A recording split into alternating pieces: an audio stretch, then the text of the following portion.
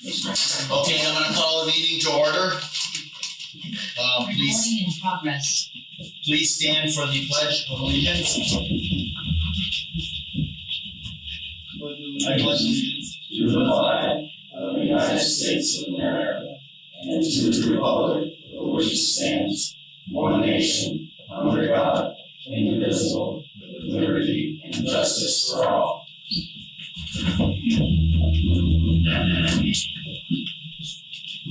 Okay, consideration of any changes or additions to the agenda. Okay, I'm sorry to report there are 3 additions. They are all small. One is select board approval of items that the treasurer can pay without board input. One is confirming snow plowing rates for law enforcement implement. And the last is adding grand list filing extension. I think they're all new. Yeah, we'll add them just right down in order Okay. on new business. Anything else? Okay. We'll move to approval of March 21st and April 11th minutes. Is there a motion? I make the motion that we approve the March 21st and the April 11th minutes as they were written. I'll second it. You guys? Aye.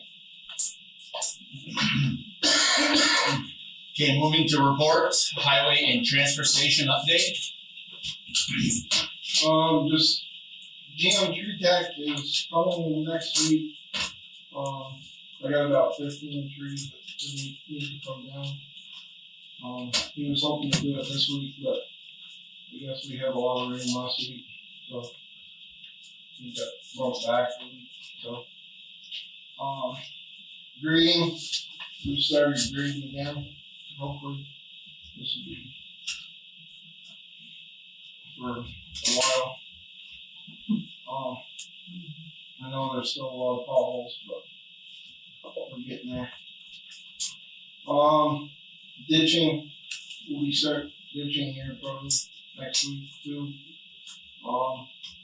And then I got reached out to Rutland Regional Planning Commission to go over our MRDP for the issuers segments that need to get done. Because I'm trying to re-qualify Belmont Road where it washed out, because that's not on there, because supposedly that's up to standards, but it's nowhere near up to standards, so. I'm gonna work with them, hopefully. Stephanie's gonna try to put me in next week, so we can get that on for this year. I haven't heard nothing about paving grants yet. They usually come out middle of this month, usually middle of May. Other than that, that's all I have.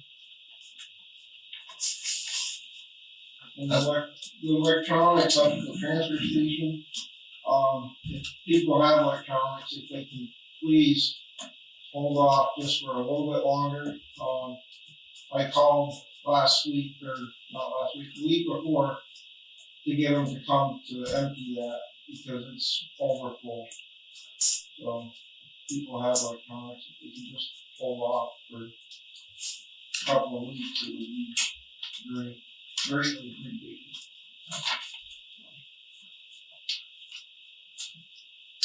Any questions for the highway or transfer station update?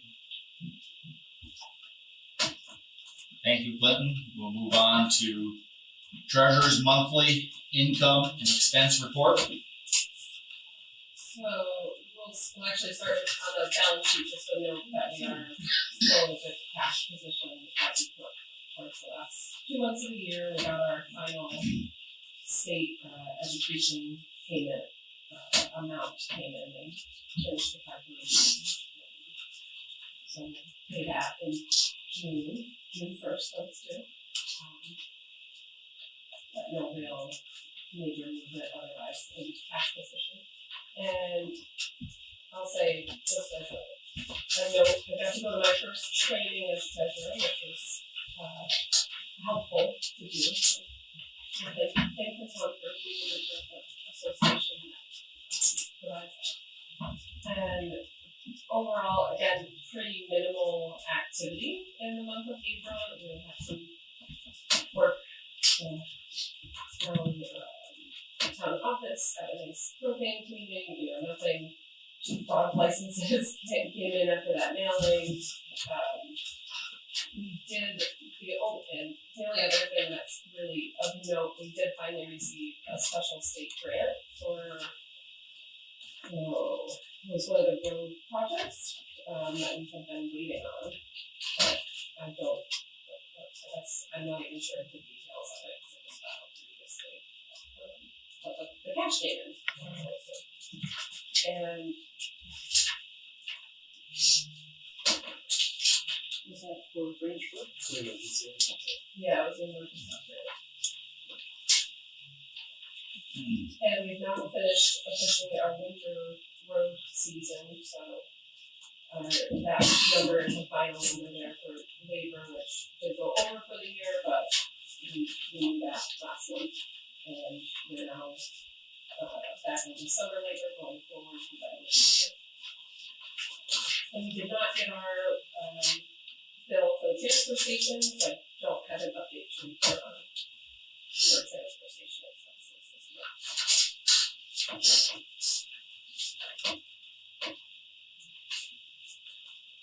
And we have planned our next audit, and our auditors are coming at the end of June to start that next financial year.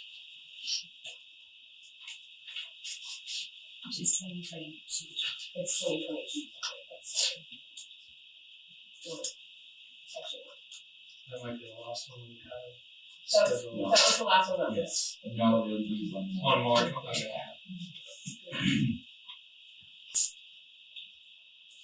The next one, I think, we have to get we bring that in the letter to you. This one was already pre-signed.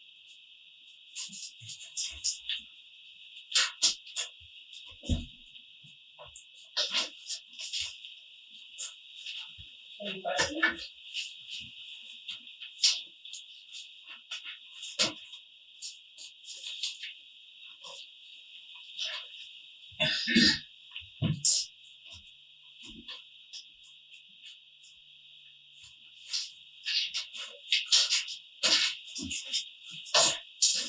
I have none. Any questions? Very good. Thank you. Any questions? Okay, moving on. Mount Holly Planning Commission update. John? Not too much unusual, usual stuff.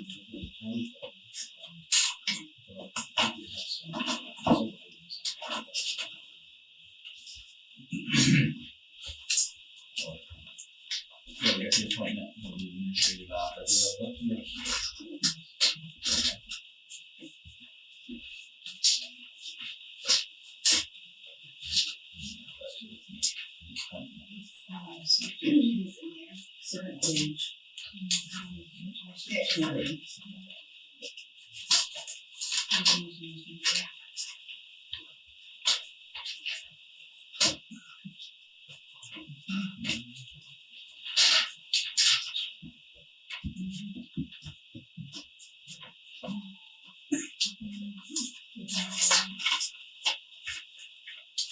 Okay, for the appointment in administrative office, we had one letter of interest. Faith Tempest.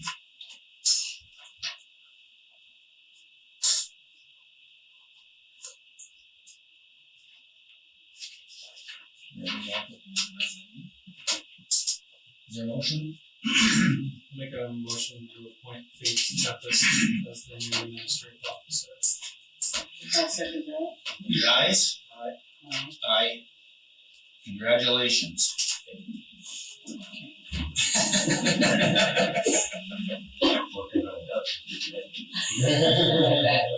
That makes you the planning commission clerk also.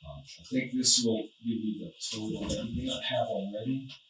So just applying the same unit costs that are included in the whole packet, which is 40 cents a page for scanning and $30 an hour for indexing.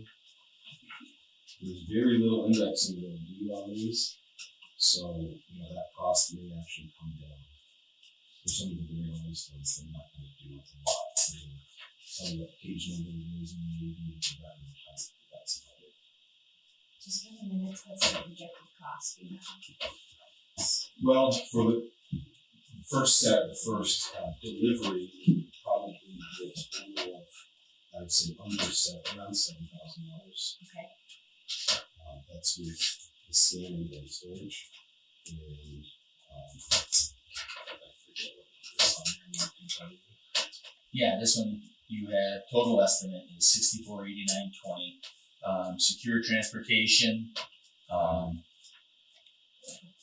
You went through that for I can't remember if I put the storage on that one too. unit price is 200, longer D4 trips, cost of 800, 24,965 pages at 40 cents per page is 9,986, and I believe this is for everything. Right. So And there's 32 books and 15.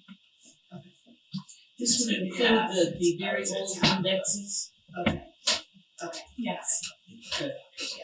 Yeah, the index are almost the same. Well, Right. I think it was like around 16 pages, right? Yep. Yes, 1570. Does that have a line in there for storage? Because it would be approximately, let's see. I didn't see a start. I don't see storage. Between So 600 and 1,000 on top of that. just put another Okay, $1,000 on. so under 17. You moving to the ARPA funding? Well, we have what, we have 27, does that account 10,658, right, for workers' fund? Yes, the records one.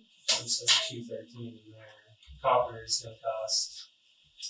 I guess what's the records fund, what else would the records fund be used? It's used to also purchase the paper for the recordings, the books, also the mapping books if we get mapping stuff in. I suggest that we really probably should use ARPA because this is what was used to begin with to digitize the other 40 years worth we had. We did for it. And then, so these records will be stored on a disk in the vault? Well, I would suggest. Thumb drive, right? So my suggestion on the price is to do optical media like a Blu-ray, because they have archival storage Blu-rays, which is very good. And a hard drive, they probably have one that you can next home or offsite, so that everything happens.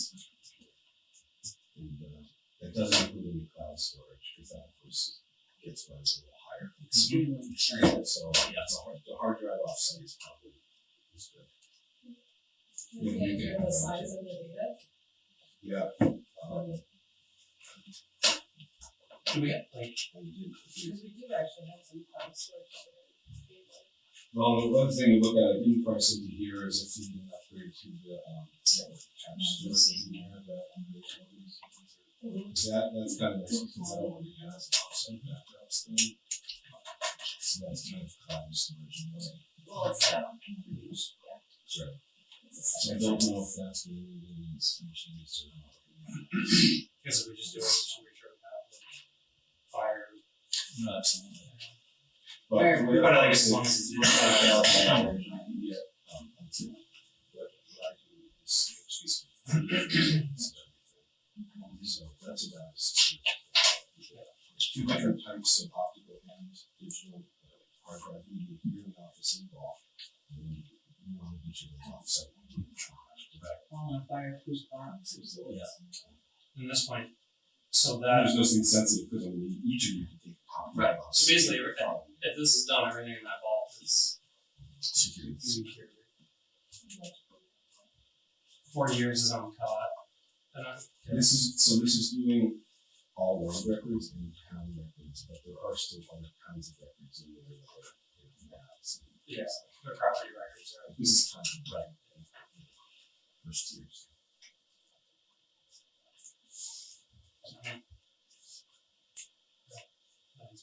Just want to make sure everything. If you We've gone through such an effort, just now it's just a matter of making sure that. It's nice to have it over with and not have to. Yeah. Weird. But that's just an exercise. You know, you could balance the cost between the two.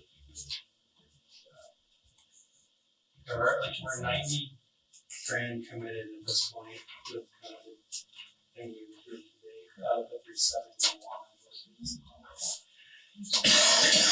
What's the deadline? Steve? I'm not familiar with contract, but when I was dealing with checks from the banks, we used to upload the CDs to the hard drive and then access them using the indexing system, the information from it, and the CDs themselves were moved to an off-site. They don't have like safe deposit box or something.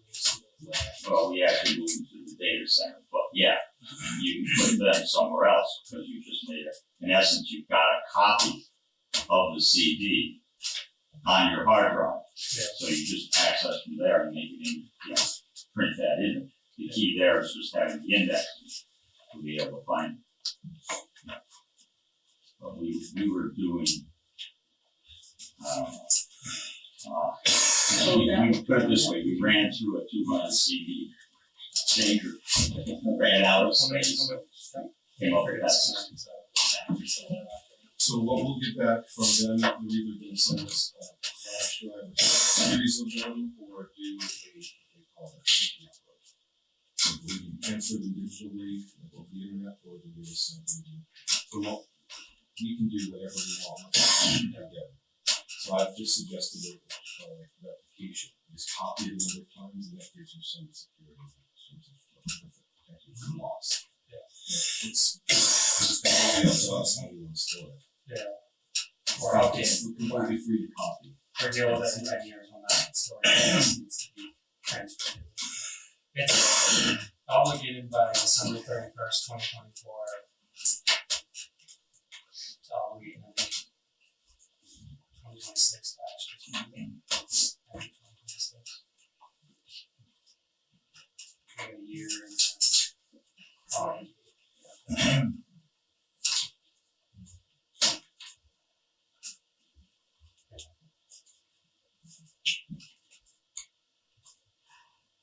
Let's look at the cost between the two. I feel better with splitting it. Yeah. I mean, otherwise I feel like those record funds are the intent really is to help with this resolution. Yep. No, I agree. So moving on, is there a motion? I'll make a motion to split to go forward with that proposal to preserve the remaining records using what's the dollar? 17,000 ounces. No more than 17. No more than 17 and 50% funded by the record fund and 50% funded by the ARPA fund. I'll second that. The ayes? Aye.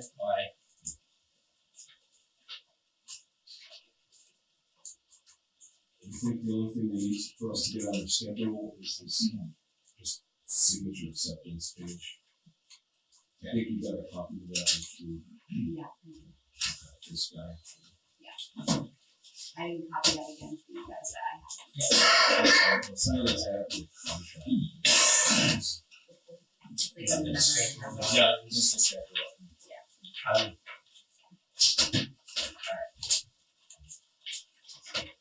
Okay, moving on, Mount Holly Conservation Commission update. Okay, can anybody hear me? Yes. I'll tell you that the audio is terrible. The previous three presentations, I couldn't understand a word except the people at the dais there. Any case, we have three items we'd like to report on. First is the ash borer mitigation meeting, which is planned for the next Sunday at the community room at 4:00. And I think we're pretty well prepared. Dave Martin, who did this similar thing for the Nineveh Foundation 2 years ago, knows the ropes. So I think we're in pretty good shape to actually provide a good service for people if they come forward. And I hope people are aware of this. I think we tried to publicize it as much as we can, but and I hope that we'll get a good turnout. The next item is the Star Lake Initiative, and there's a presentation scheduled for the next Wednesday, not tomorrow, but the following Wednesday on the 17th at the Oddfellows Hall at 6:00, presented by a fellow named Michael Lou Smith, who's a botanist and ecologist from the Arrowwood Company, and who were the people that did the, I think it was 12 or, it must have been more like 15 years ago, the Arrowwood report was made. And so we're getting those guys to come back and tell us something about the aquatic plants that are growing in Star Lake. And hopefully this will provide some insight into the potential evolution as well as possible mitigation options. Also on the Star Lake issue, and I think Phil Leonard, who's leading this, spoke to Diana earlier about a visit from a woman named Allison Marchione from the Lake Shore Coordinator at the Vermont DEC. And her visit resulted in several recommendations, which we'd like to bring to your attention. One of them is it would be a good idea to spread a bit more stone on the approach to the boat launch access on Lake Street. To do some planting along the top of the Lake Street embankment where there is some erosion. And third, there's a beginning of some invasive phragmites. I don't know what phragmites are, I'm sorry, on the Lake Street embankment, and efforts to control it should be undertaken. And I think the efforts that people are starting to make into trying to make Star Lake a place which is more attractive than it has been in the last few years, and more attractive as it was a decade or so ago. And I think we're doing what we can now. And then there's the inventory project, which includes the iNaturalist program, which is cataloging plants and animal life on the town, led by Jim Corvin, and is actually involving the students in the elementary school here in doing this. And also, we're updating many of the inventory of the land and water resources in the town. And we're hoping to get some help to do that, possibly from the Arrowwood Foundation. And we also would like to get some clues from the Planning Commission regarding what would be most helpful for the town plan exercise. And I would say I think we're moving forward on three things which will be of benefit to the town. And I'm happy with what we're doing, and I hope you guys are too. Anyway, that's it. Thank you. Thank you. Any questions? Thank you again. Okay, moving on to Animal Control Officer / Town Clerk update on dog licenses. One back here. Yeah, sure. We have a total of 335 dogs on the list. 214 have registered as of today. I gave Laura a list of 29 instead of 21 people, individuals. Okay, 21 individual, but 29 dogs. A list instead of all of it. And out of that list that I gave her, she had 8 that paid, and we deleted 3 because they no longer have dogs. On my end, out of the people that we have on here, you said there's more dogs than actually the people. So out of 13 I was able to either contact by phone or leave a message or speak to a person. 7 of them I'm unable to contact, whether the phone number's bad, it just rings busy, I can't do, one of them, I can't leave a message, it's not taking messages, so forth. But of course, all the addresses are here, so probably the next thing is to verify if they actually still live at these addresses, and then just maybe put in another letter to them, to give them one more warning before any type of a fine goes out or whatever. So I'll work with Carol with that too this evening, make sure these people are still in the town. Okay. Just to clarify, Carol, you said 335 previously registered dogs in town, of which 214 registered by April 1. Oh, as of today. As of today, okay. As of today. Okay.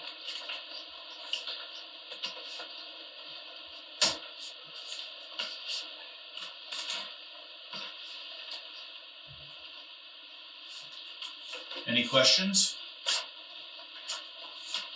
Thank you. Okay, moving on to new business. Reappointment of the Energy Management Director.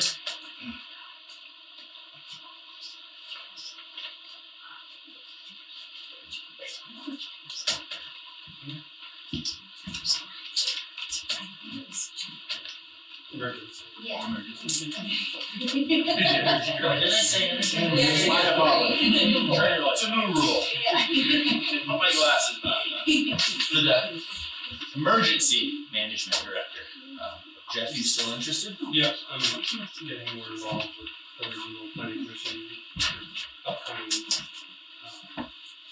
binary blizzard exercise statewide, and we're gonna plan on participating, yeah, we're still interested. Make some traction. I'll make a motion that we reappoint Jeff. I'll second. The ayes? Aye. Aye.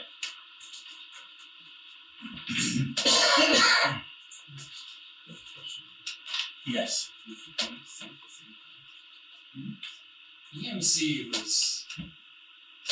I think he does though. I think he's kind of back from when he was telling me. So I think we're just kind of. Yeah, I don't know if we better. Yeah, we can appoint us, but we haven't talked.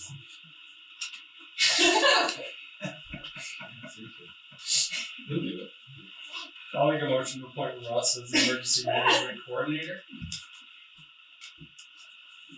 I'll second it. The ayes? Aye.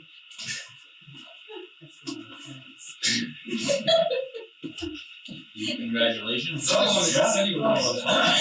So. Okay, we'll move on to the reappointment of the Rutland Regional Transportation Advisory Committee alternative. I don't know who that is. Yeah. I'm looking at him, he's looking at me like, stop throwing. Who's the primary? You.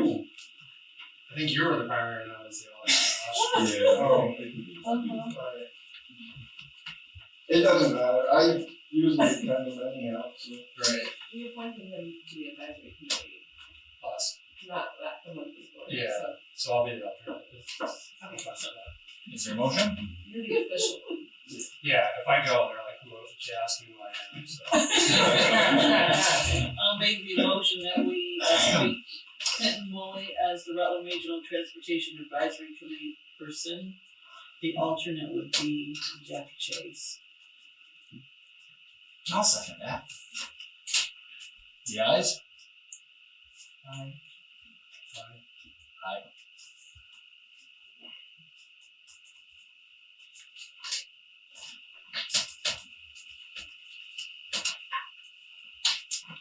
Okay, moving to review and re-adopt conflict of interest policy. Usually do this every year. It makes more sense when there's new members of the board, but it also just doesn't hurt to have that as a recurring. When we look back at the previous agenda, this is a reminder, so I just figured we could re-adopt. No changes, same policy, just find it again. I'll make a motion that we re-adopt the conflict of interest policy. I'll second the motion. The ayes? Aye. Aye. Aye.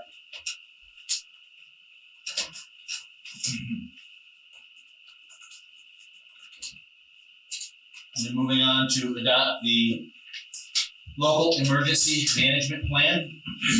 Just got some few more contacts, just to update and review one more time with the Maggie at the regional planning commission, so we could adopt based on a couple of those edits, and I'll get that to her and corresponding with it, so. We'll just make a motion now. Yeah. We'll make a motion to adopt the local emergency plan for the upcoming year. I'll second it. The ayes? Aye. Aye.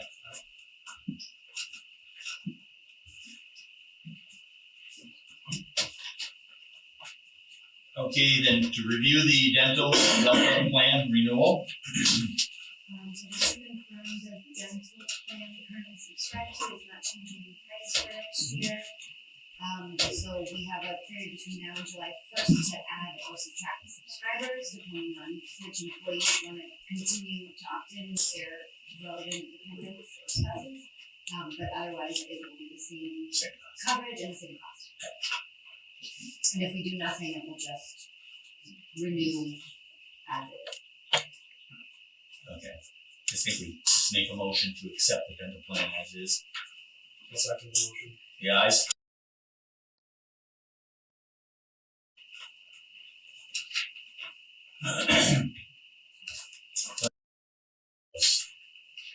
Yeah, probably. The next one is to discuss town loader, potential purchase of a new loader. I know the existing loader we have today, probably needs $30K in repairs. They basically, if we put 30,000 into it, we're never gonna get that 30,000 back because of the year of the age of the loader. So I got some quotes on new loaders.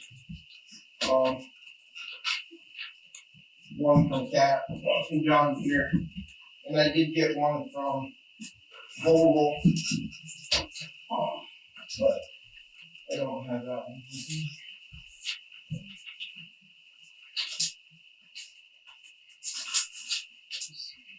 The gear, the ball. That'll be the gear. Yeah, you got it now. CRW. Oh, yeah, okay. They hadn't come down to look at ours or anything, but it was.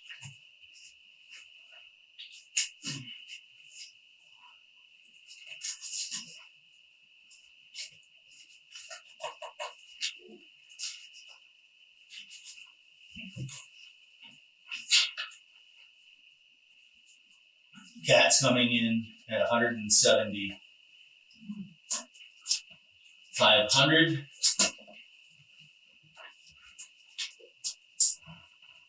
That's what the trade. Yeah. John Deere.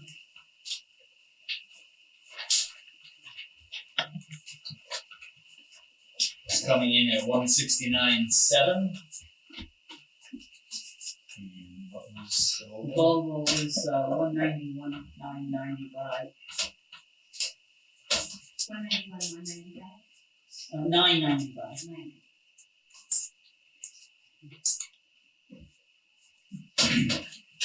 equipment replacement funds? Where do we stand? Right now, there's 137,601 and some change.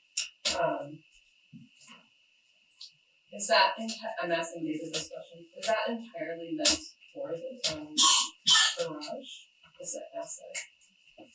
I'm reading it. Not for a specific piece of equipment. Sure, it's a check. Where's the number? 137,601. Say 602. David's got it figured out. If we did the down payment of $39,700, that leaves us with $97,815, and then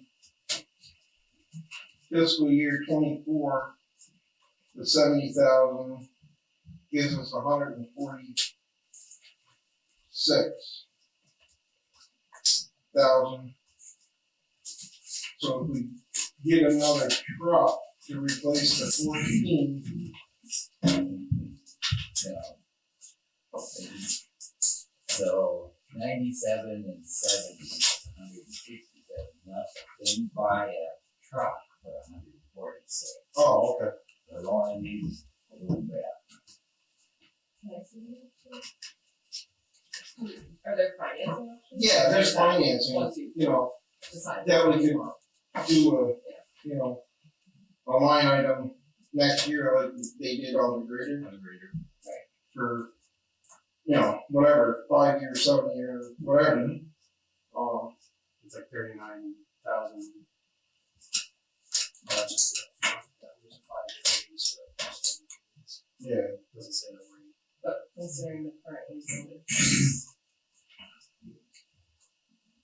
And that's with all three entities? I kind of assumed increasing it a little bit. Sure. I did that a while ago. Sure.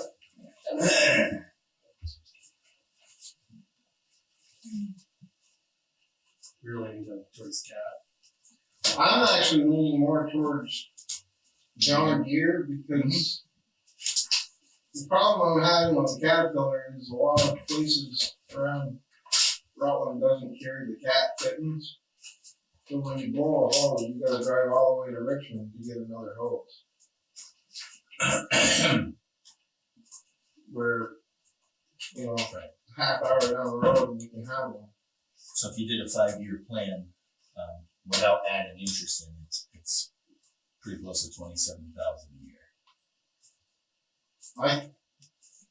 Don't quote me, but he said the one that he just did for Rutland was 5%. At 5%. Yeah.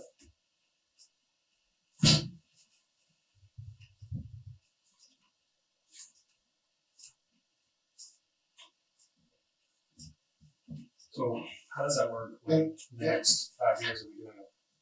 Like when we did the grader, we had a bond payment, right? We had a lease purchase. Yeah. So we budget next year for. Yeah. So next year's budget's done without that. Right. So hopefully the timing would be the first actual payment you have to make is in FY25. That's August, September. This time of year. If we waited, we could probably wait till July 1st to purchase to make sure that was the case. Are these prices gonna be firm until then? Probably not more than that 30 days. Probably. What's the delivery date though? Right. I mean, they have the John Deere down there. We can. I think we need to probably look into the financing. That's what I was going to suggest. If we could look into what Financing financing would be better terms. Unless is there another way we can finance outside? I'll ask you because Probably you could get a bank loan, and really they're only supposed to loan you the money 1 year at a time, which they'll do knowing full well, they're only going to pay some of it, and we'll roll the whole 5 years. Lease purchase is the cleanest way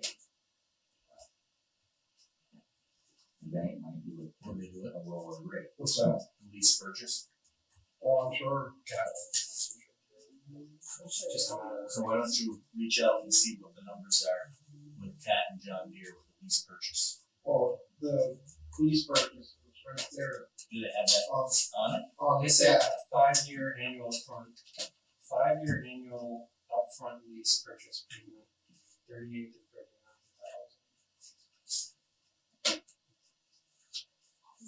Sweet, That reads like that's the first payment. First payment. Which I guess it didn't. That's at 39.7 we're talking about, right? Well, that's what they Okay. Yeah. figured for down payment. So let's Which that was a payment every year for 5 years. Consistent. Yeah, Right. 95K. Does Right. that make sense? interest Yeah. Check with John Deere and see what they have. for the same option. Because I hate to put 30,000 into a loader that's only worth 25, It's 27. yeah. So, that's a lose-lose. You'd have to get a couple of years out of it. Yeah. And then some. What's the anticipated budget? And that one's I mean, like 20. It's 25 years old. Okay, so what's, 25. I mean, it'll keep It's a going, but it's longer term than, Yeah. Oh, it's not. And it's, it's one of our central pieces of equipment, Use it a lot. use it a lot. so. Reach out to Nortrack and see if they'll do the same what they're.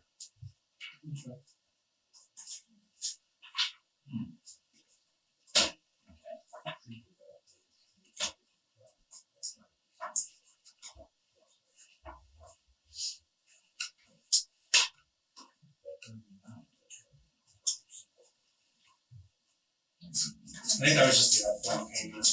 Yeah.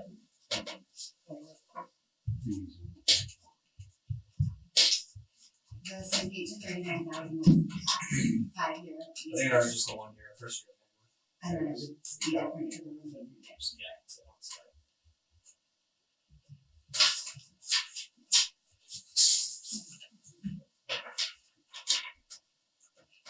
So it'll be a question of the warranty, which The warranty. 2 years, right? For No, it's 5, well, the base warranty. 3,000, the John Deere's 3,000 hours, 72 months. And the Caterpillar's 25,000. 7 years, 25. 25,000. Out of curiosity, if it was repaired, how many years would you get out of it with the repair? Or what's the projection? Yeah, just no guarantee. It's at the age. Yeah, this time is a guessing game. And that's really nothing. I mean, that's just redoing We'll put how much the bucket, repushing it. Suction. Did some bucket work. Right? Yeah, He did that himself. yeah, we did Yeah. that ourselves. But Equipment. Right. To see what their lease payments would be. And are those quotes with trade-in value? Yeah, Oh, Yeah. yeah. John Deere's given us 4 and Cat was 32. The prices. So the prices, Right, they estimated. so. We can do that on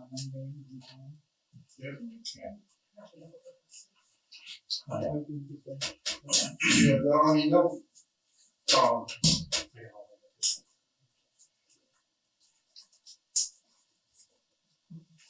Okay, we'll move on to, we know where we're headed as well. We'll move on to certification of compliance for town road and bridge standards.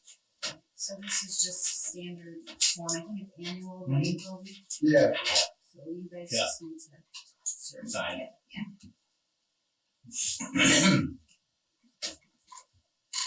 Is there a motion to adopt the certification? I'll make the motion that we adopt this, town road and bridge standards certification. Second page. The ayes? Aye.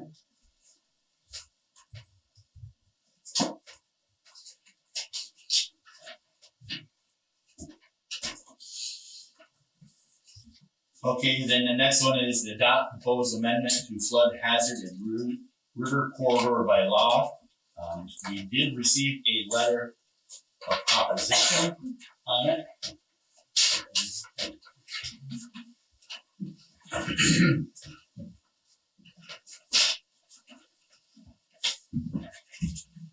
Do you want me to read it? Yeah, no, go ahead. Read it right out. Dear Select Board, my family and I live at 227 Crossville Road. I'm writing in opposition to the proposal to expand the town's existing flood area regulations. We have a brook that flows down the middle of our property. My understanding of the proposed plan is that we would lose 100 strip of the land, 50 feet on either side. We would no longer be allowed to develop. If this plan is about money being funded by the federal and state government after a flood, it is also my understanding that after the historic flooding of Irene, the town had a surplus of funds after the state and federal invoices have been paid. If the town is truly interested in preparing for the next flood, they should focus attention on culverts. These are the bottlenecks for flooding. The culverts on Frost Hill both flooded and washed out from Irene. They were repaired and enlarged, so the next large flood you can expect the same damage. I would also be concerned about residents with existing structures on their properties and the effects of the new parameters of that on insurance. Insurance companies may say that the structures are in flood zones and no longer able to cover them. It seems that the only thing the town is succeeding to accomplish if the plan is approved is to impede residents and private property.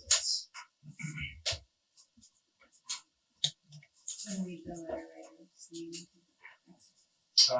Sincerely, William Green.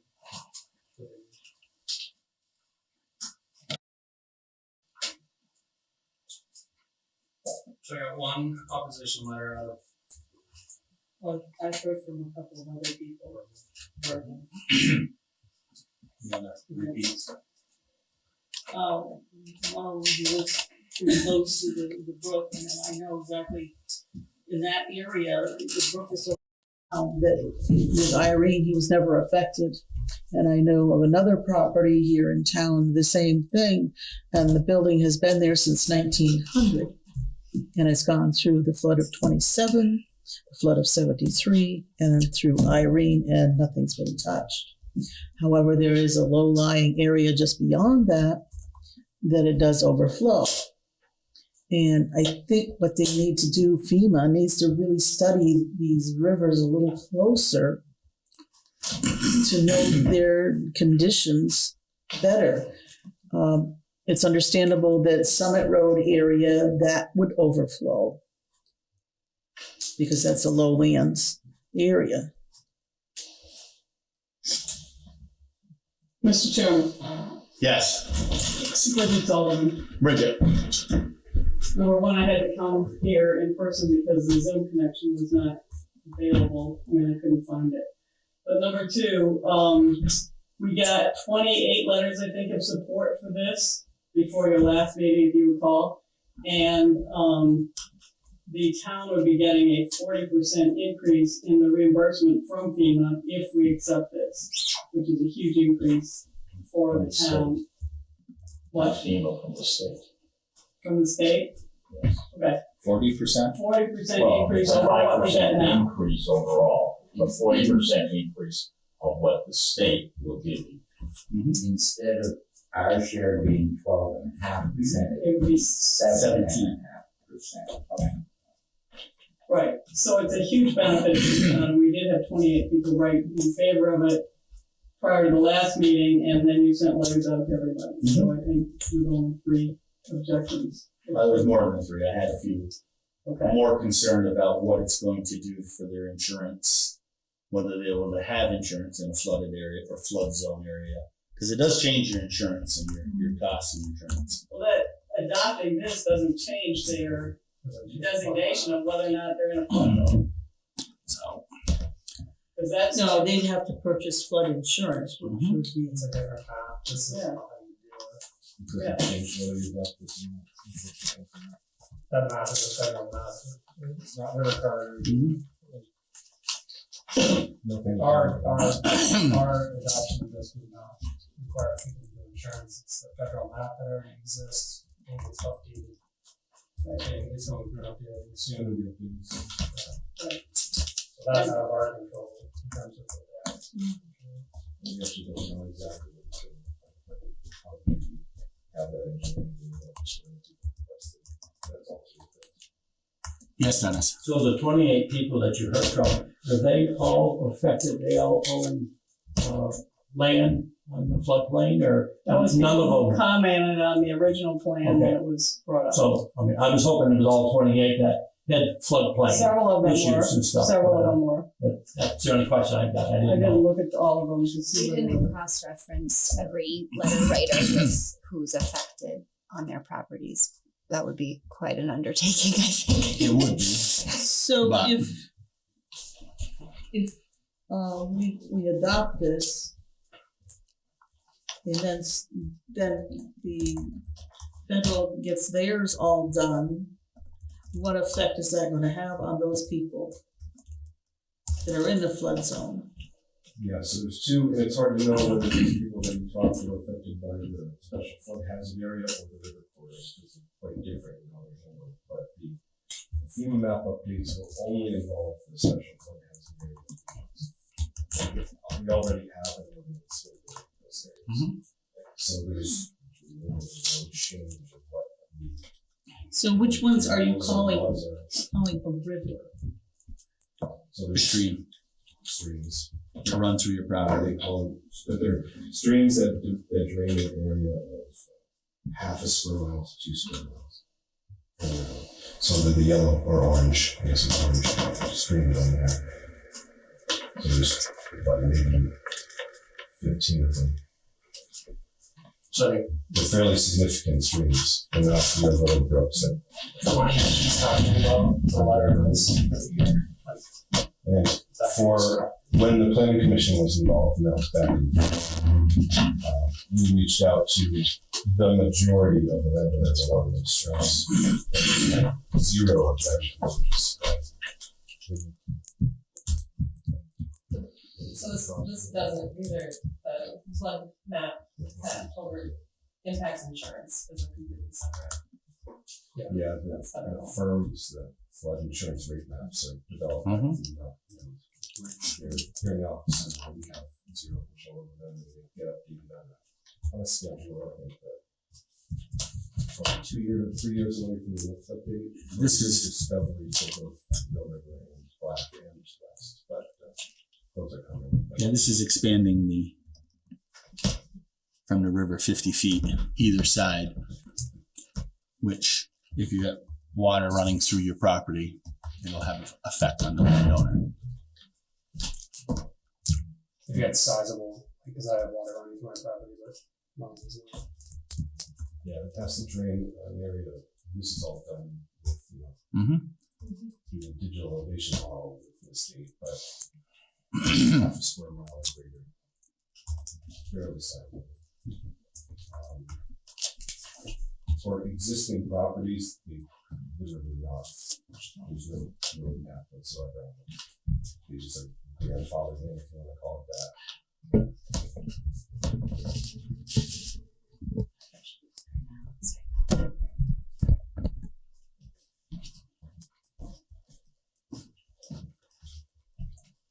So the existing properties will not be affected?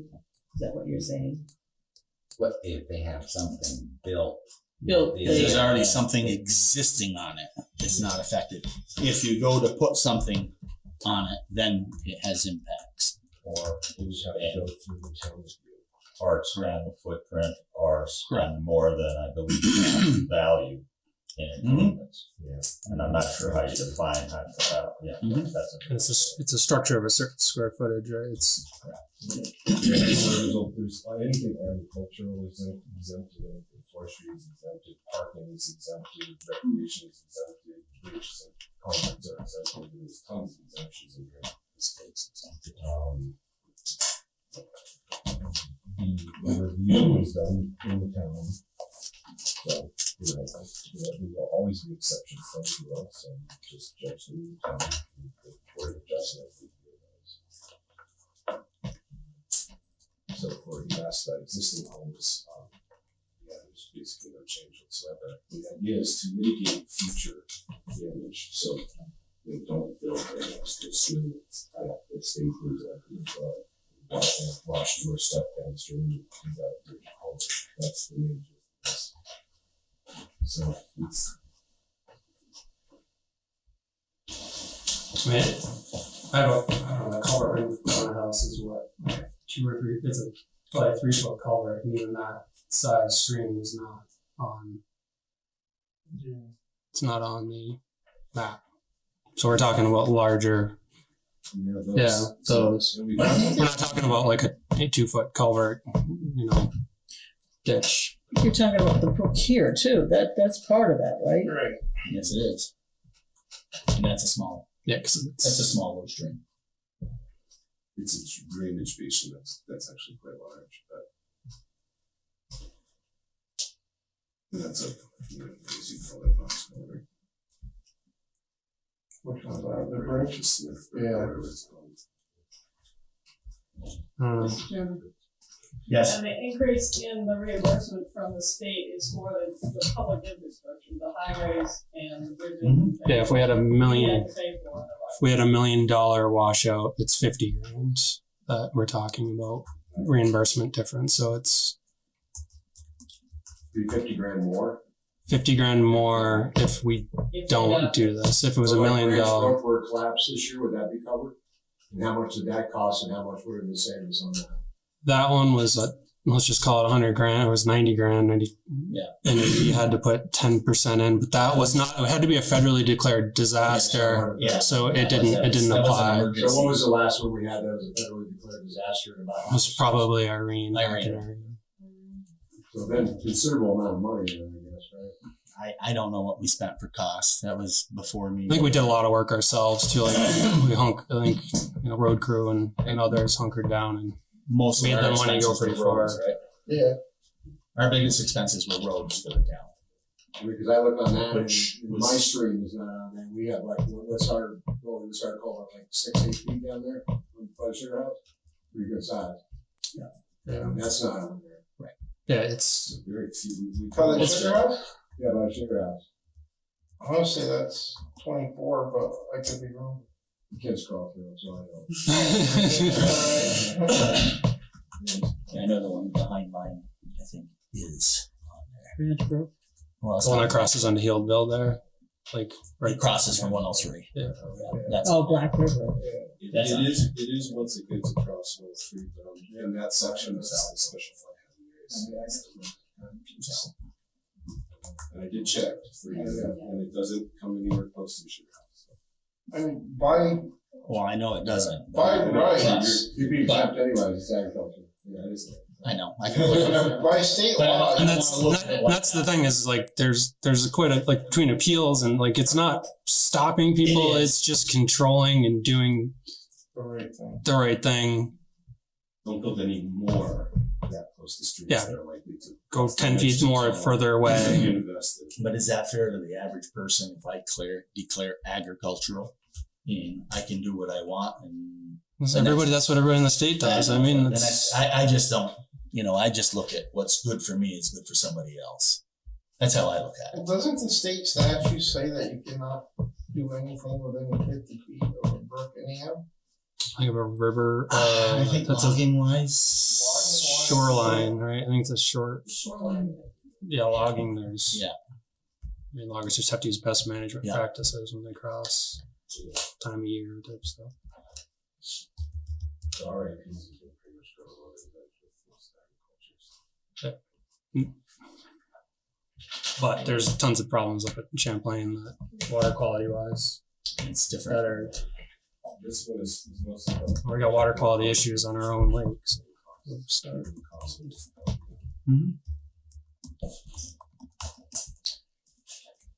I guess as emergency management director, I would be in support of it. So, Is there a motion? and the one that helps the highway department when it comes to grants. And we had that nor'easter / storm in March. We had that Christmas storm. Like it's gonna happen again.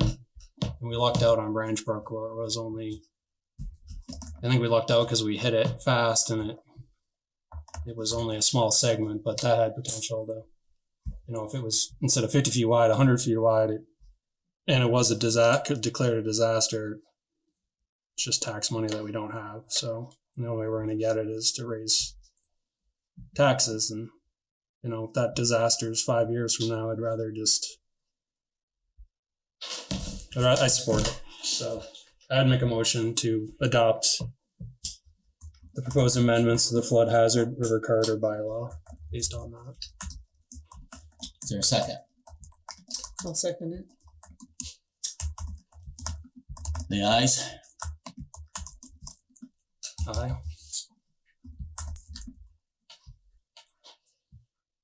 I don't know. I'm gonna decline it, no. For me. I don't know what to Yes, say. Steve. I'm just wondering, part of the discussion seems to be a problem about where I'm gonna say where the rivers are, so who's affected by it. Is there any way to identify the rivers that are in, and I'm gonna call them the creeks, that aren't? I'm not sure, because the definition.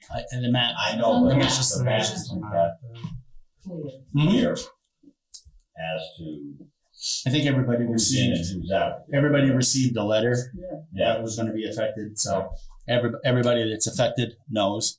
all right. Everybody in town Just knows. go based on what you guys are talking about. So, Should know. should know. So you're saying the ones that are in purple are the flood hazard areas? Yeah, they call them special flood hazard areas for some reason. No, they're not that special.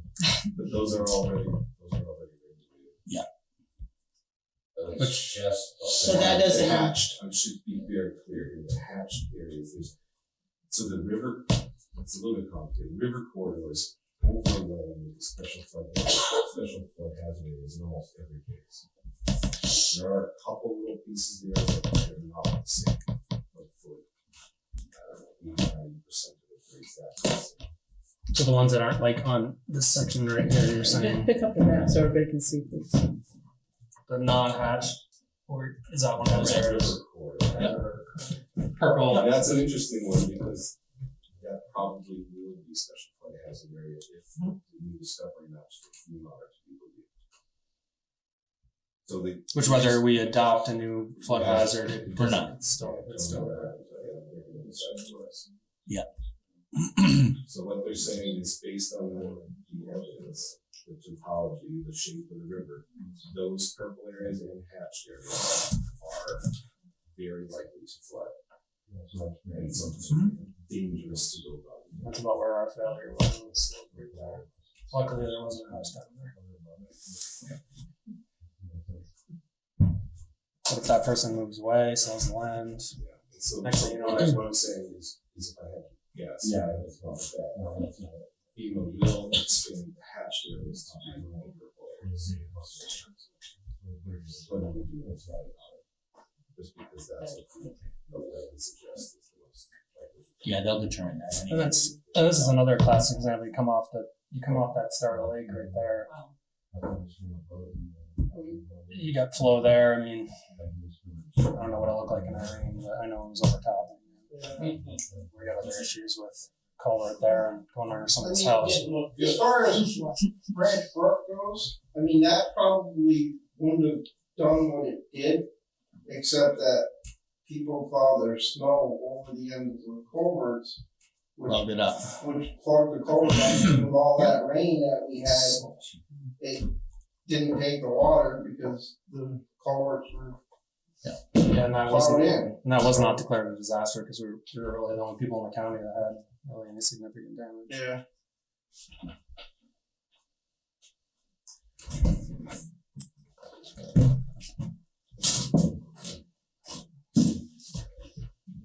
Hold up. It's on you, Diane. Sorry, Dan. Well, here's the thing, if I say yes, I wanna put it in the people's hands to bring forward, if they care to do so, a petition to bring it to a vote amongst all people in the town, so that the townspeople can decide it themselves. What you're saying is the public does have a right to petition the town. Right, with the X number of. X number of days, I think it's like 44 days or something like that. And townspeople do have that option. That's true of every ordinance that gets passed or And amended. it's, how many, it's a percent, I'll have to look it up. 20, yeah. Something like that. There's a Signatures. certain portion. Yeah. I think it would probably be 5%. Okay. Yes, 5%, I think you're right, David. I think I read that. I'll put that in the minutes that you are noting that the public has the right to petition. Exactly, exactly, because that would be my reasoning to say yes to this, is that I want to have everybody to have a say, not just us. And if they would so bring a petition to us, 5% of the voters, then it can go to a vote amongst the whole people of the town. That's a yes vote on the motion. That would be a yes vote with that It's a reason. second aye. It's a second. That's fine. When would the election be, assuming, let's say you got the thing today? There's a rule on that. But they've got Yeah. 44 They got days. 44 days to do the petition. The election probably could be next town meeting. The next town meeting. It doesn't necessarily need to be a special election. I think, right? Does it need to be a special?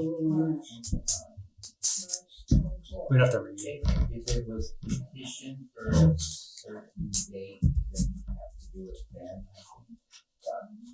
Perhaps it could wait till town meeting, because there's no primary and general elections.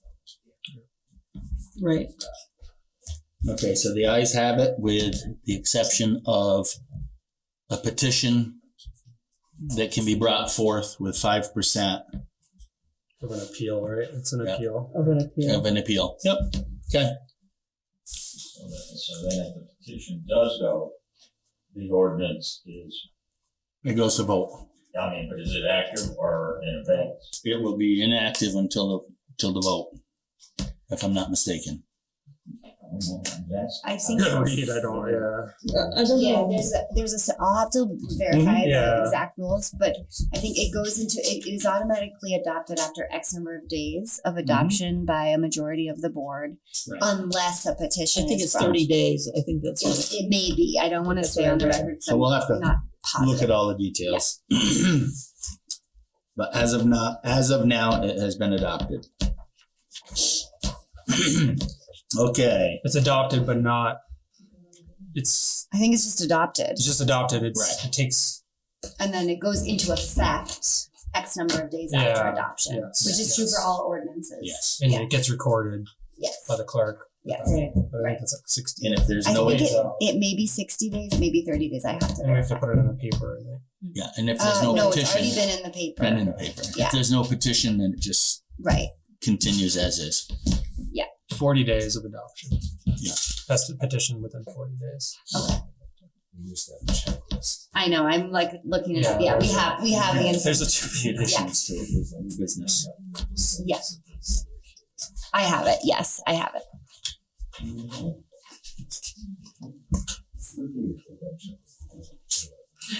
Yeah, I agree. Newspaper general circulation on a Okay. day not more than 14 days. So we do have to redo the paper. Is that for a specific town or is that, You'll read it. okay, That's yeah, right. yeah, we'll make sure, yeah, cause there's some conflicting stuff on it. Okay, we got some added to the agenda for new business. One is confirmed snow plowing for Wallingford in Plymouth. Wallingford currently is $29.50. Plymouth is $3,400. We budgeted for, That's the budget. that is the new budget. You've already approved We've those approved the amounts. billing on that amount. You've approved that in the budget, I think we Right. just need to approve to bill To them. bill them out. This is that right? to confirm that we didn't have a great deal of extra expense or a great deal of Under expense. Never under. It's never under. We'll be nice enough to honor the price. Yes.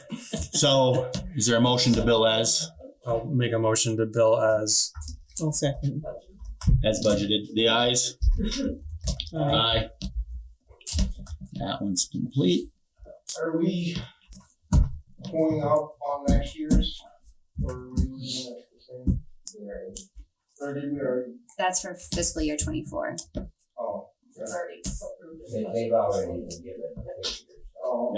Come back in January. We'll check with you next Tuesday. And Yes. tell us if they went over. Our next budget meeting will discuss that.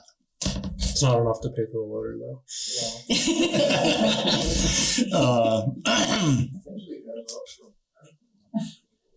Then another one is added to the agenda is grand list filing extension. David, do you want to explain? So this morning, Mary and I talked about, should we find out how to get an extension, because June 4th would be the date that the abstract grant list needs to be filed. We might not, we're probably gonna have the work done, but we aren't gonna meet the deadlines to put it in the paper and get those notices mailed out. So we contacted our district advisor and she told us what to send a simple letter to the director and cite the law. And so we drafted up a letter and we were getting ready to send it back to her for her review.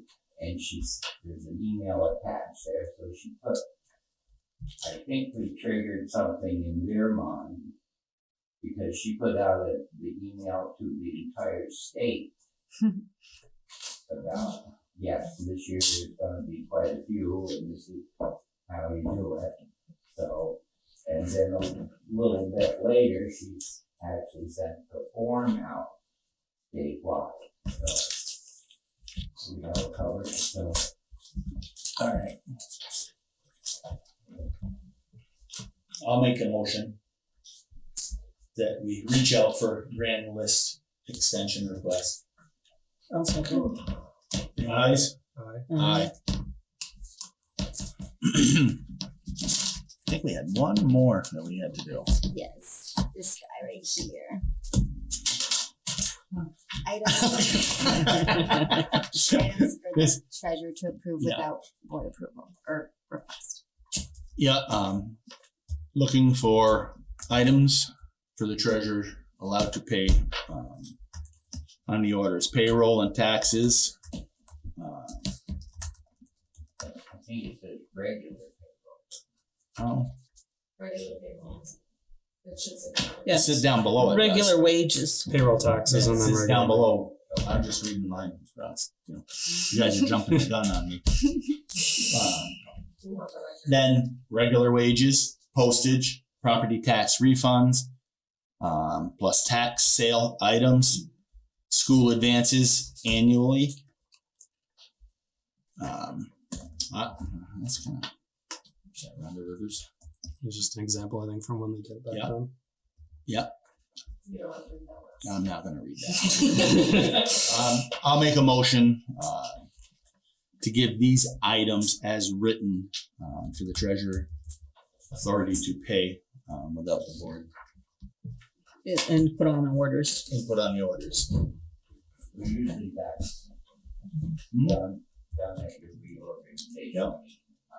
Right, we didn't. We didn't do that. So I'll make the motion. Is there a second? I'll second. The ayes? Aye. Aye. Yes, yes. Well, thank you. Those three are completed. Now we'll go on to ongoing and old business. Caitlin was gracious enough to draft a jump ordinance revision. I'll have one. So essentially the changes The that highlighted. VLCT is recommending is a fee schedule that identifies a specific amount to be charged if someone violates the ordinance, which we only had in the current one, we have what was then the state maximum, which was at the time in 2006 was 500 Yeah. total. It's now 800 total. So they recommended updating to that and then creating a fee schedule that basically indicates a penalty for the first offense, a penalty for the second offense, third offense, subsequent offenses, and then a payment that you can pay to avoid going to court. So like a traffic violation, you can send in your ticket with a payment and you just accept the violation and you pay it off versus making someone appear in court for each violation. So I essentially used what VLCT recommended as language. There's a couple of other very small strikeouts, which are intended to make it less open to negotiation, whether someone's in violation or not. Mostly those concern, there's currently a provision that says if you're an abutting property owner, you can complain if you can see someone else's junk if it is a portion of your land that is regularly used, which is very open to interpretation, whether someone's land is regularly used or not. So the idea is to just say if you're an abutting property owner who can see the junk, that's a violation unless it's screened or screened by vegetation or fenced. So it's just meant to make that clear.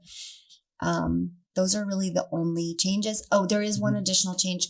The current ordinance says that if someone has a junk vehicle on their property that they don't own, and they say, this isn't my vehicle, it's not titled to me. Currently, our current ordinance says that we'll just call the appropriate state agency. But in fact, when I looked up the state regulations, you can actually give the property owner the right without any civil penalty or criminal penalty to remove the vehicle if appropriate efforts have been made to identify who the owner is. So I put a 30-day. Yes, I've had to do that on my property, and that is a state law. So I had to call a tow company to yes, tow the vehicle away, and they took care of the rest of it. yes, and that's actually in the Vermont state statutes that you are allowed. It's already provided for in the state statutes, so we can just defer to the state statute in our local ordinance. Yeah, and I think this gives the ordinance a little bit. Teeth. Right now, we can't actually really enforce it Yep. very effectively because we don't have fees, and the state the Judicial Bureau actually requires you have a waiver fee in place, and ours actually had no fees. So this will allow us to enforce it. And then the process for adoption, if you choose to adopt it, 30 days. yeah, basically we have to, if you guys adopt it, you can opt to have your lawyer review it, the town's lawyer review it if you'd like. She has reviewed the past one, so you can decide whether you want her to review this one. And then what you would basically do is the same process. We'll put it in the paper of record, you publicly post it. You could then vote to adopt it at a subsequent meeting, and then it would go into effect within, I believe it's 30 days, unless the citizens petition against it. The only thing that's changed really in this thing is the fees. Yeah. So I'm gonna make a motion that we adopt it as changed, to incorporate the fees, with the new ordinance. I'll second that. The ayes? Aye. Aye. Okay, so I'll go through the process if you guys agree to post it publicly, put it in the paper of record. Yep. Do you want attorney review or are you comfortable with it? This is through. VLCT's recommendations. I'm comfortable with the league. Okay. Does the town collect the fees? The Judicial Bureau technically collects the fees. Yeah. I don't know if, I don't. I think 50%. Yeah, I don't. Okay. I don't know if have we seen any speed limit? Received $292 in additional. Is that in line with previous? Right. Don't know what it's No for. rhyme or reason. Is that more than last year or? I think so. I wonder how much is it? That's what I was speeding trying to- tickets. I'm gonna say we don't budget because. Right. Yeah. Because some of that may be for traffic violations. That's 4 hours of the sheriff. Right. If we get $100. And the fees are like very small. Yeah. So, anyway. I just wanted to check those. Yes, Steve, I'm just we did have one problem, I guess, last year where the fees were hard-coded into it, so does that thing have a flexibility if the judicial bureau changes the fees again, let's say in 2 years? Mm-hmm. Do your fees automatically change with it? So the state has an $800 maximum per violation currently. But let's say they change it in 2 years to $1,000. Right. We have to reevaluate. We have to amend it, yeah. Oh, you gotta go through all I believe so, yeah. It'd be hard for someone to have that many. Right. Oh. We'll see. drive around. We'll see. All right, we're going to move on to re-engage sheriff's office for speed enforcement. Quick update on this. We did actually get an email today, good timing, from the sheriff's department that Carol forwarded to me, asking for any participating towns adjustments to enforcement. So it was on our agenda anyway, but Sheriff Fox did say he's drafting the contracts in the next couple of weeks, and if you want to increase or change hours, he can make those edits in the next couple of weeks. Because we're going to utilize the $5,000 to $6,000. Yep. Okay. I know you've been communicating with Yeah, him. I can just Do you reach want out to to continue him. it? Yeah. If you want to forward that to me. I will, yeah. I've been driving by him every day, so. Yeah, we had to stop. No lights, no. So that will be when they send us the new contract, we can. And we're prepared to start him Right. as soon as they want. Yep. Yes. Okay, AED update. Update on this is that we did place the order. It came in $5 under your approved amount. And they're a little bit backlogged in shipping, but we should get them by the end of the month. They thought at first the first week of the month, but they're a little bit delayed. So they should come here and then we can distribute them to the participating organizations. No, perfect. Okay, Packard Cemetery bid. We had one bid. Craig Russell, mowing and trimming of Packard Cemetery at a fee of $200 per mowing, once a month for 6 months, May through October.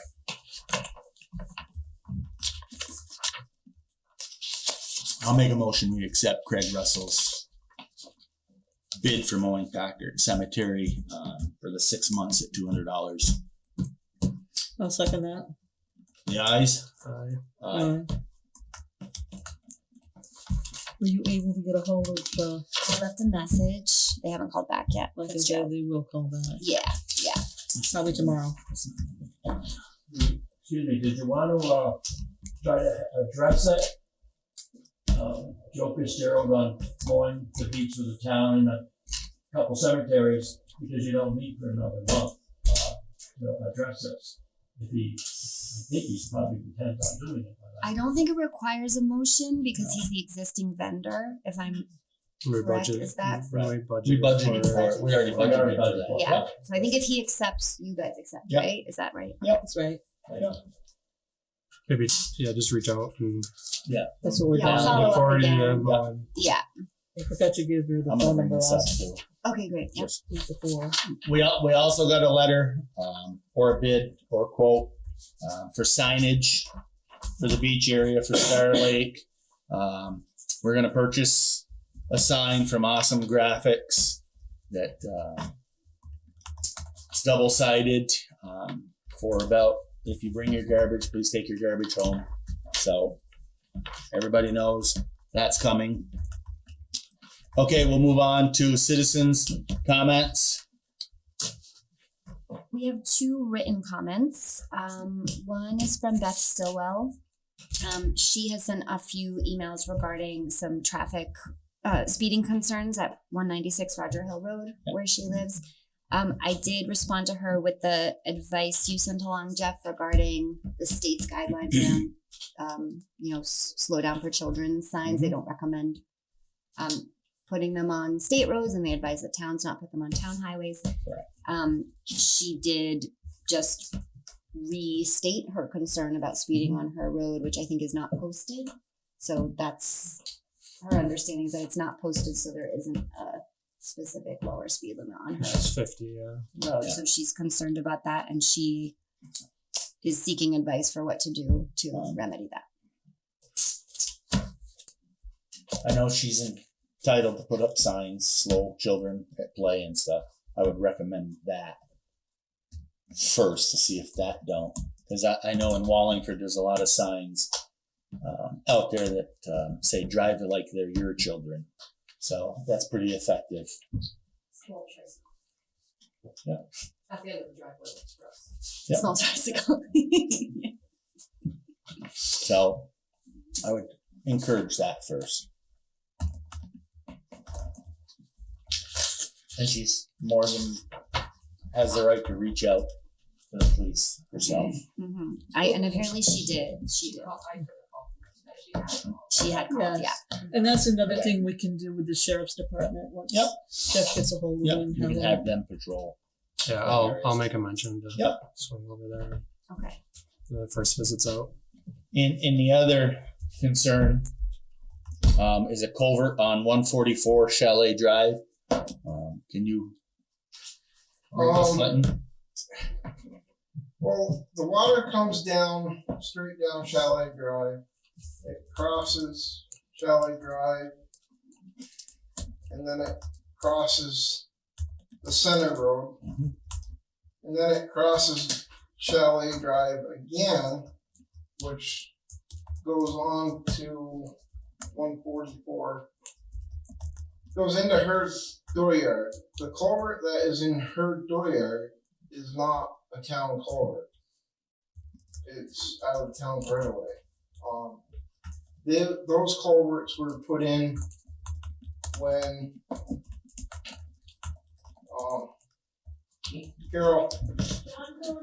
John Cooney subdivided that whole property to put the building lots on. He's the one that put the culverts, had the culverts put in. So, I mean, she bought the piece of property with that culvert there, so. If it's And it's plugged because the people that owned it before she bought it put stones in there so that the kids could play in the water. Why you would do that, but whatever. So, I mean, she can unplug it. but if it's outside of the town's It's right outside of of the town's right of way, so. It's the landowner's responsibility for the culvert outside of the town right of ways. But we can go up and take a look tomorrow, Yeah. tonight, if Yeah. we still have daylight. Yep, we'll go up Just tonight. a tad bit. So those are the two that we have. And yes, there, Mr. Plough. I have a concern about this potential Mount Holly beer 3-day party that they're planning in the middle of Belmont on Memorial Day weekend. Okay. They've advertised this thing on social media. As far as we can tell, they don't have any kind of permit to serve liquor, although they're advertising they're serving liquor, beer, etc. I think I forwarded the. Yeah, he sent it and I sent it out. I don't know if you had a chance to. I haven't received anything from the state yet. Yeah, so There's no pending application. There's a site where you go to look for pending liquor applications. There's nothing out there. legally, without being licensed, they can't. So. Well, this particular group of people has a habit of doing things without permission or notification. So I don't, we can't wait till they're having it on Saturday, then we can't stop it then. Authorities can. Yes. I was trying to figure out from the link you sent me, plus I looked on Facebook, if they're charging. I don't know if that's the loophole they're going for. So somebody's got to, we got to reach. I believe if they're serving. And I actually think that, I'll double check this, but I looked into it for Saturdays. I actually believe you are required to charge if you're serving. Like, that's one of the things that the liquor board. Unless they're having a private herd. It's not advertised. It's a full service tiki bar, which to me means pina coladas, So, etc. I agree. But wasn't that posted on the newsflash? Not that, no. Where did I see it? No. Where did I see it? I can't It was on remember. both Facebook, I sent it, it was Instagram, I sent it to Jeff. Yeah. And I mean, some other people have looked at it. posted I publicly know on I've seen town it. Yeah, physically as I well. mean, it's the same as if they put a poster at the Belmont store. They did. And that's happening, that's happening. There is a poster at the Belmont. So I mean, these people are planning, and on top of that, Yeah. unknown or not, they purchased the Belmont store. Yeah. Their plans are to put a cidery in the one half of the Belmont store. So I can see the kind of potential where people are gonna be drinking on one side of the street, crossing over to the other side of the street, back and forth between their two venues. Parking, restrooms, I mean, they violated the rules left and right during Saturdays. There was people walking around with beer all over the place. They had no security, they had no signage that said keep beer on the premises like you guys had actually requested them to do. Yes. They hadn't done that. We actually reached out. Yeah, so I mean, these people, they're bad actors, and they're the kind of people that force us to do things that we don't want to do. Right. Because of these individuals. I mean, they're planning on, across from us, they're planning on building a wedding barn venue. That's what they call it. That's what they're calling it. Is there any BCR been filed for that? Not that I know Nothing. of. Nothing, right? So I mean, nobody knows about that. And to say, well, they're not, they really doing it yet. Well, somebody is doing the beams for it. Somebody's doing all the work to make the post and beam structure, so it's in plan. I think a pad has been poured already, maybe, or certainly. Is there building permits? No. Now, where's this for? Chemo View Lane is where it would be on Tilly's Lane. Okay. I've heard about, not from them, but I heard from Green Mountain Power that They're looking to put power in there. power, and I talked to Diana about that. Okay.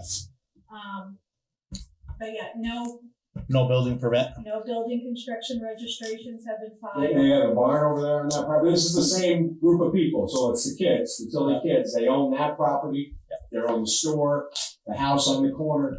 So there's kind of a ongoing progression of things they're trying to do without asking permission. So I would suggest the listers take a trip out. And if they're building a building there without a permit, so. Oh, the AO. The new AO. Yeah. Wait, you need to get on this first thing. Yes. First order, right? So regarding the festival permit, they have to do it 15 days prior, so Yeah. they're not due yet And they to had to have have a it. liquor license. So they have to have the permit filed with the liquor control division 15 days prior. So they have a few more days. So what's your suggestion? I can reach out to them and ask about their plans. We can wait for them to violate. What would you guys recommend? I think we gotta reach out and Be proactive. yeah, because we're in a public meeting at this point. It's not we're not here to be the enemy, but they need to follow rules. Yeah, we need to reach out and make sure they're doing it legally. Isn't it already too late? Because don't the select board have to ultimately get Not until the license. Once they get state license, And then technically, the town clerk can town approve. clerk can I approve it. can do it without the select board, but I do not like doing it without the select board No. because I don't want to be held accountable. It's the town's So decision. So like we said in the cider days, that I think we said when they were licensed, they said they had to contain their guests within a roped off area, which we did get some photos of violations and so forth. So They did have a roped off area, but they But nobody was. Nobody stayed in. Because there's no security, nobody even saying do this or that. It was just, but I mean, it says to me that, do we want a 3-day party, which is what this is, 12 to 7, Saturday, Sunday, and Monday, in the middle of an historic village? Is that what we want for our village? Is a 3-day party? And I mean, and again, this kind of thing to me would have to be warned, so people would know about it. So this permit should have been filed in advance. People could have come in here and commented and said whether we want it or not. Maybe there's a lot of people that do want it. I don't know. I don't. But I mean, we look at cider days. What happens with parking on cider days? So you're going to allow these people to park all over your neighbors' yards without asking, which is what's going to happen, right? Oh, the traffic problem. The traffic issues, and I mean, there was a lot of people there. And fire Yes. hazard. Fire hazard, restroom, parking, water. John, you had your hand up. Yeah, sort of a little bit on the side.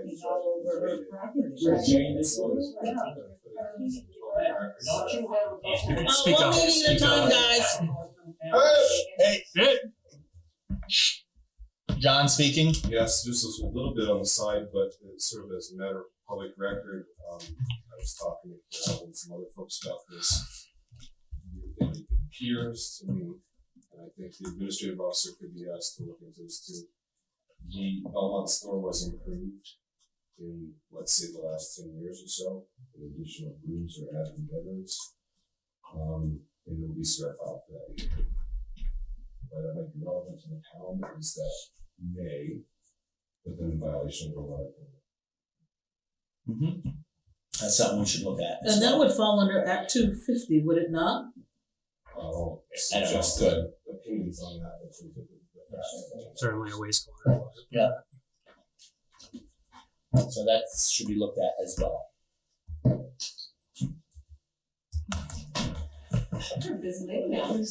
Welcome aboard. Improvements were made under the previous ownership to the apartments above the Belmont store without a building registration filed. That's your comment, okay. Carol went through that through 20 years or something. I looked back and I could not find where Kevin did Okay. anything. Okay. And that violation would run with the way. Did you do the septic? At the store? Okay. Water permit from his grandfather in. The stipulation is that no changes be made To the building. Okay. Got it. So that puts a lot of restrictions on the current building as purchased Would today you as well. like us to proactively reach out to the current owner to? Yeah, it's public. So Okay. So, great. When you say, I can introduce you to her. Alyssa Tilley is the new owner of the Yeah. business. The current owner, as of right now, as of today, Yeah. for the store, David. nothing has been recorded. Got it. Okay. So it's still Kevin, Kevin. Got it. Until I receive it recorded here, still he Kevin. is still responsible for it. Still owner. He's Okay. still owner. Only his house has come through. I'll leave that to you then, what you want to do. The Yep. store has not come through yet. So what's the board's opinion on this 3-day party? I mean, is this something that we're gonna approve, or is it something that, I mean, if it's not a private party, it's not being advertised as a private party, so you can't say I'm having a few friends over, you can't tell me what to do. This is I would say is if he does it legally, all his T's and all his I's are dotted and crossed legally, and people are not leaving the premises of the existing property going out into the town roads and stuff, I don't think there's a lot we can do. I think once they violate outside of the establishment, then the authorities can Liquor be, inspector. the authorities, the liquor inspector, those people can be contacted and they would come and investigate it. But if he does it to the letter of the law, I don't know if there's much that we can do. I would suggest the townsfolks, put no parking up and make sure they understand that they got a limited amount of parking. They cannot block the travel portions of the road that belong to the town. So there is some restrictions there. John, you had a question? Yeah, I would just make a suggestion that we reach out to the town attorney on it. Yeah, we can reach out to the town attorney and Get see ahead of it. what It's gonna happen. the town attorney. Is this will- Memorial Day weekend this is going on? So they want to be across the street. Would you like me to reach out to her? Okay. that's my limited time. Okay. So just so I understand, Carol, you usually get a letter from the Division of Liquor Control when a permit has been applied for, Yes. and then you have to Go- approve it. I can either approve it, but I will not, I'm gonna be honest, I will not approve it without the select board. Okay. Because they are fully down. Sure. So I'd rather have them versus me. I And the law approve or does, reject. the law does say they have to have both the permit and the Local local approval, control correct. approving, at least 15 days prior. So if they do put one in, we'll have to have a special select board meeting for you guys. I'll be out of town. You could do it by phone. I'll be out of town. I guess that falls on you and me, right? I you got my out of own town issues. I got my own issues.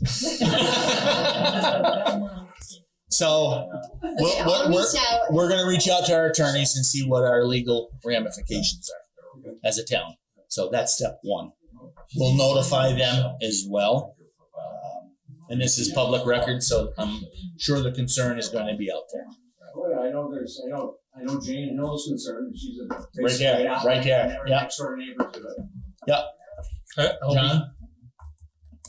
I was just gonna say, when you get information back from the attorney, if you Right. the planning commission, the administrative officer, just all on the same page. Absolutely. Absolutely. Yes, Jeff? I was just gonna say if we need the sheriff, Correct. I'll be around. Correct. I can always contact. Correct. I don't know what enforcement could be done, and that's what I was hesitant to say, but Open container. Open container on public property. Walk out of a bar with an open container. Not- That's the law. Not Plus unless, you want people of legal drinking age. Right. correct. Is there, there's many questions. I mean, No, I some of the agree. girls serving liquor is wonderful. They look great doing it. Are any of them trained? Do any of them have one lick of training in serving liquor, which you have to have to serve Yes. liquor in the The state. bartender. Yes. Yep. Right, you can't Yes. no Joe, and I can't walk in there and start serving drinks on my own. No. And, No. I think it's great that the Phillies want to do something in town with the store and Mount Holly beer and all fantastic. I don't believe that the center of Belmont is the appropriate place for it. And that should be communicated to them. I believe, and I think a lot of other people do too, that the center of the town is not the place. They could have bought a real nice spot down in 103 and put a pavilion and three-phase power and all these things that they want, and water. But here they are in the middle of town trying to do something. My kids and grandkids live downstream from this proposed cidery. I don't think I want that waste. 4 gallons of waste for every gallon of brew produced going downstream. That's the numbers that the state looks at. So if they're in there making 1,000 gallons of cider a year, which is very, very low, they'd be putting out 4,000 gallons of wastewater. which is There's no way. They can't do that. Yeah. That falls under Act 250 because they have to have a change of You have to- venue. Well, you have to be permitted. Exactly. There's no way you can't put a brewery in without extensive permit. Right. Correct. But that doesn't mean that's gonna stop them. I don't know if you know much about it, but they're.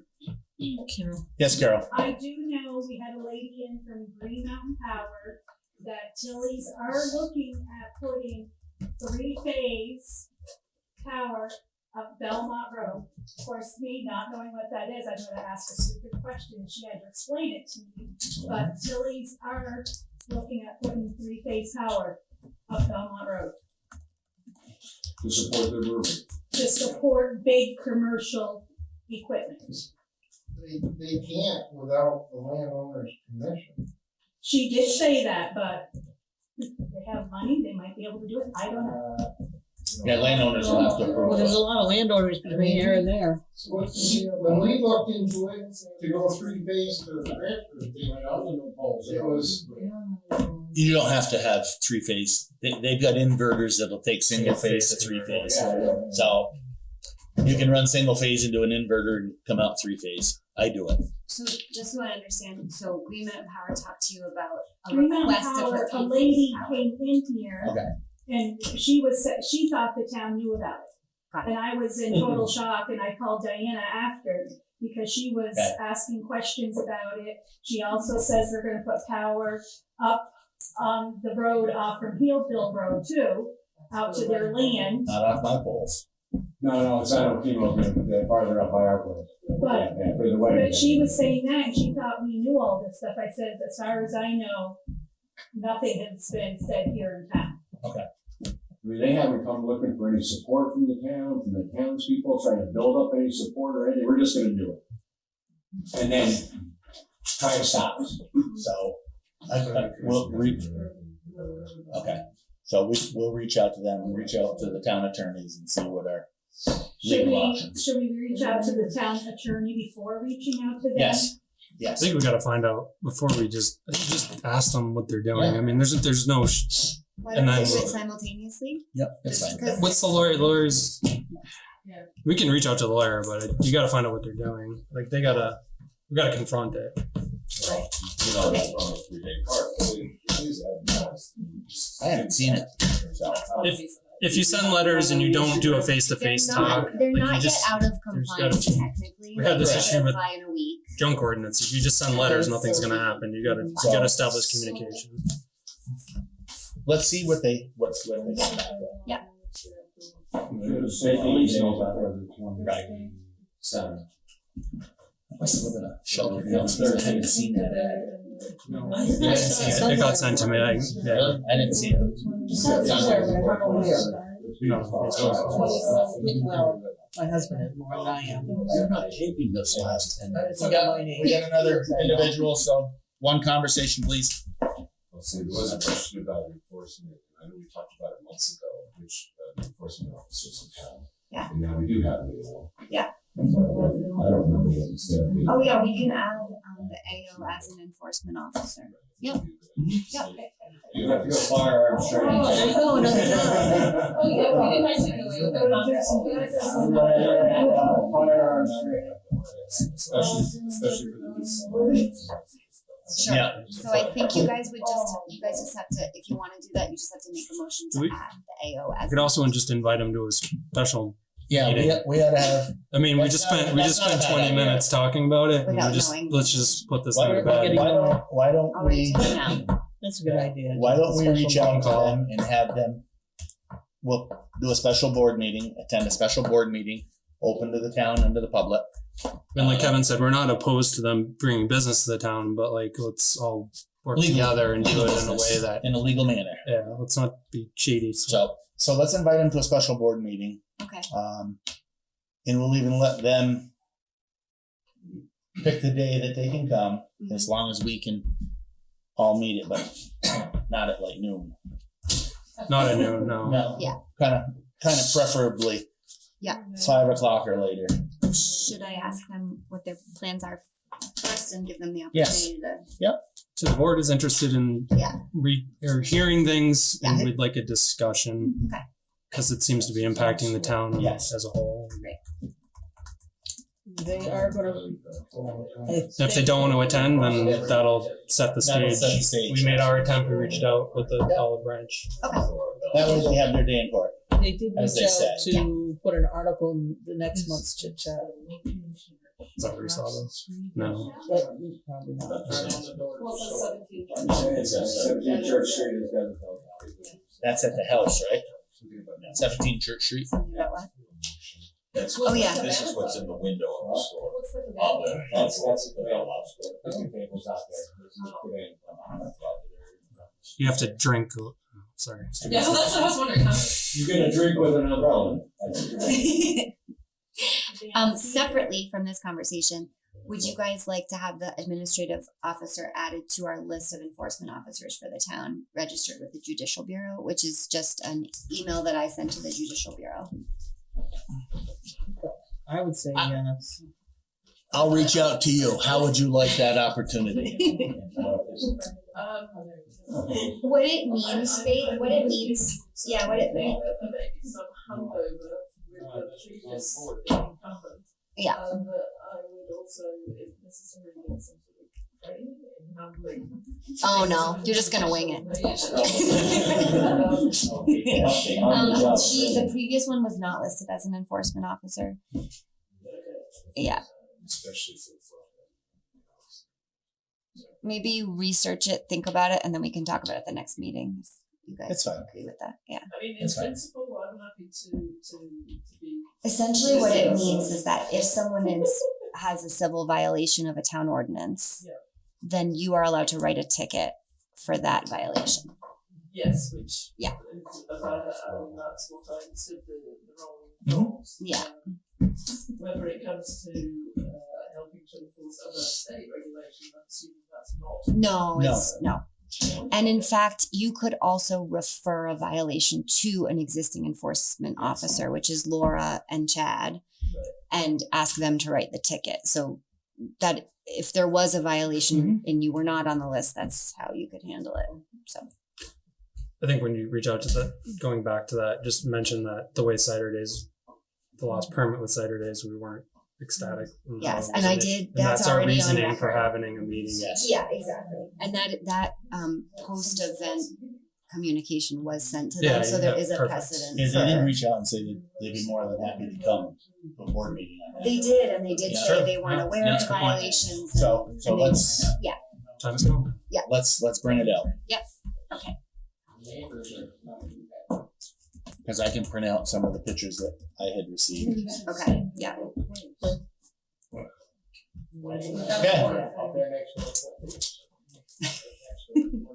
Okay. Any more citizens' comments, concerns? We have, and I've forgotten the date, John. You're gonna have to help me out with this. We have our municipal planning grant. We're going to have a community meeting at the community center below the library on May 24th, which is a Wednesday. Wednesday before Memorial Day. 5. Thank you. Another I'm with the wife. volunteer. Just to get input so that we're heading in the right direction, and we're kind of focusing on that village, and this document will kind of help us with other grants in the future. So, but now is the time to kind of put things in that we want, that we have some ideas and go over it. Okay. Oh, and also, you have your announcements part. That's where we're headed. Town office is going to be closed on Memorial Day, Monday. That's the 29th. And also next week, there's make the announcement.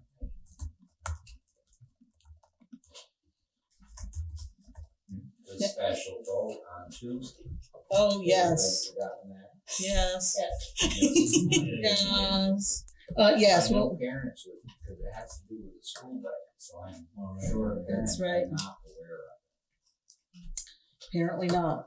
May 16, we'll be re-voting on the school budget, on the proper amount Okay. That's of the here. budget Here. at the town office. Does the Board of Civil Authority need help counting votes? Carol, you got everybody all together for the vote? You've already volunteered, remember? Yes, I think so. Wow. Okay. It will be a hand count, so That'll be different. Okay. Yes, it'll be really different. We'll be separating things. Yeah. That's a no piles. I'll post it on Facebook and try to maybe share it with the PTSA so that We'll get it out word gets there. out. I can approve the post. Yep. I'll share it to you. Yes, definitely. Any more We'll announcements? hit the newsflash with it. Okay. Next item is review and sign the orders. Line item 11, executive session title 1 VSA S313A3. I don't think we need a executive session. Do we need to set the What do we need? wage for the AO? Wage? Oh, Yeah, we do. Just redo it quick. yeah. Okay. Is there a motion to go into executive session? I'll make a motion to go in executive session, Title 1, VSA S313A3 for personnel. I'll second it. Yeah, ayes? Aye. Bye.